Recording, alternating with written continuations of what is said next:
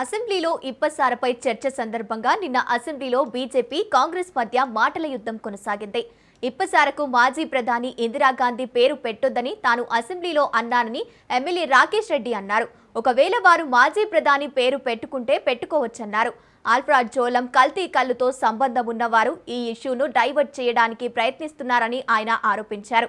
కరీంనగర్ మంత్రులు పొన్నం ప్రభాకర్, శ్రీధర్ బాబులకు జీవన్ రెడ్డి షాక్ తగిలినట్టు ఉందని అంటున్న ఎమ్మెల్యే రాకేష్ రెడ్డితో మా ప్రతినిధి రాజు ఫేస్ టు ఫేస్.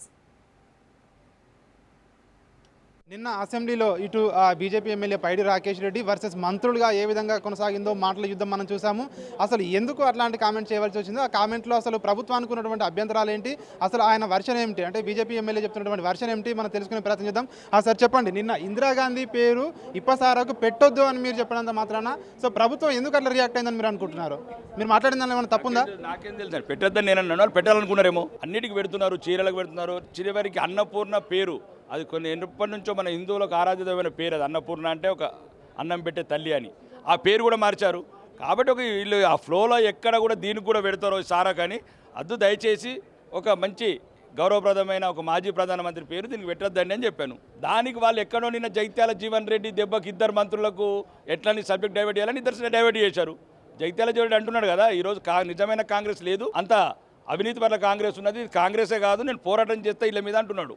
కాబట్టి ఆ సబ్జెక్ట్ని డైవర్షన్ చేయడానికి శ్రీధర్ బాబు గారు, పొన్నం ప్రభాకర్ గారు సబ్జెక్ట్ డైవర్ట్ చేశారు. దీనివల్ల నేను మాట్లాడినది కల్తీ సారా కంట్రోల్ చేయమన్నాను, అల్ఫా జోన్మెంట్ కంట్రోల్ చేయమన్నాను. చాలామంది పిచ్చోళ్ళు అవుతున్నారు, గలుపులో పోయి జైళ్ళలో పడుతున్నారు.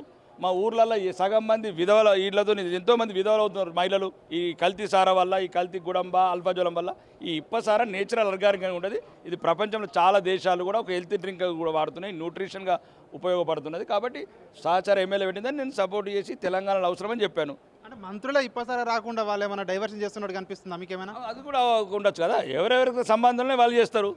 మీరు దీని ఇప్పుడు ఇన్ని లక్షల కోట్లు అన్ని లక్షల కోట్లు అంటున్నారు కదా, కొన్ని పెట్టండి మాకు ఉత్తర తెలంగాణకు, ఆదిలాబాద్ గిరిజన బిడ్డలకు, నిజామాబాద్ సిరికొండ బిడ్డలకు, వరంగల్ గిరిజన బిడ్డలకు పెట్టండి. ఏంది ఆర్గానిక్, దానివల్ల ఏంది తాతలు ముత్తాతలు మంచిగా దాన్ని రోజు పులబడదాకా 100 సంవత్సరాలు బతికారు ఏ కల్తీ లేకుండా. వీళ్ళకి కల్తీ వ్యాపారులకు ఎక్కడ వీళ్ళకు డబ్బులు రావో అనే డైవర్షన్ చేయడానికి ప్రయత్నం చేశారు. అది వాళ్ళ అంతర్గత సమస్యలతో ఉన్నది. ఇద్దరు మంత్రులు శ్రీధర్ బాబు గారికి నిన్న ఫస్ట్ ఓటమి అది. ఎందుకంటే ఆయన 4 సార్లు ఆయన ఏదో అనుకుంటాడు కదా, అంబాసిడర్ అనుకుంటాడు, తెలంగాణ అంబాసిడర్ అనుకుంటాడు. కాబట్టి 4 సార్లు పోయిండు జగిత్యాలకు. అయినా కానీ ఆయన ఒప్పుకోలేదు. జీవన్ రెడ్డి గారు చెప్పాడు ఇదంతా డూప్లికేట్ కాంగ్రెస్, డూప్లికేట్ అధికారం అని చెప్తున్నాడు కదా. ఎవడి వేం నరేందర్ రెడ్డి అని ఎవడన్నా నేనన్నా, ఎవడి పోచారని ఎవడన్నా నేనన్నా, ఆయన అంటున్నాడు. నిన్న జీవన్ రెడ్డి గారు 40 ఏళ్ళు కాంగ్రెస్లో అన్ని త్యాగాలు చేసి పార్టీలో పనిచేసి ఈరోజు నరకం అనుభవిస్తున్నాడు వీళ్ళ వల్ల, ఇలా అవినీతి వల్ల చూడలేక, ఇలా పర్సెంటేజ్ చూడలేక. కాబట్టి ఈరోజు నిజ స్వరూపం మొత్తం మేము ఇప్పే అవసరం లేదు. జగిత్యాల జీవన్ రెడ్డి గారే విగ్బ్రేడ్ లాగా తయారైపోయినారు. వీళ్ళ పతనం నిన్న నుంచే మొదలైంది. సో ఇది బీజేపీ ఎమ్మెల్యే రాకేష్ రెడ్డి చెప్తా ఉన్నారు. నిన్న చేసినటువంటి వ్యాఖ్యలు ఏవైతే ఉన్నాయో, మాజీ ప్రధానమంత్రి పేరు దానికి పెట్టొద్దు అని నేను పెడితే ఎందుకు వాళ్ళు అట్లా రియాక్ట్ అయ్యారో తనకు అర్థం కావడం లేదని, అదేవిధంగా ఒకవేళ వాళ్ళు పెట్టుకున్నానంటే పెట్టుకోండి, తనకేమి ఇబ్బంది లేదు ఆ పేరు పెట్టుకుంటే అని చెప్పి కూడా రాకేష్ రెడ్డి చెప్తున్న పరిస్థితి కనిపిస్తూ ఉంది. అదేవిధంగా ఈ జీవన్ రెడ్డి అంశంలో మంత్రులకు షాక్ తగిలింది, అందుకే అట్లా మాట్లాడుతున్నారని చెప్పి కూడా ఆయన మాట్లాడుతున్న పరిస్థితి కనిపిస్తూ ఉంది. కెమెరా పర్సన్ భరత్తో రాజు, రాజ్ న్యూస్, అసెంబ్లీ నుండి.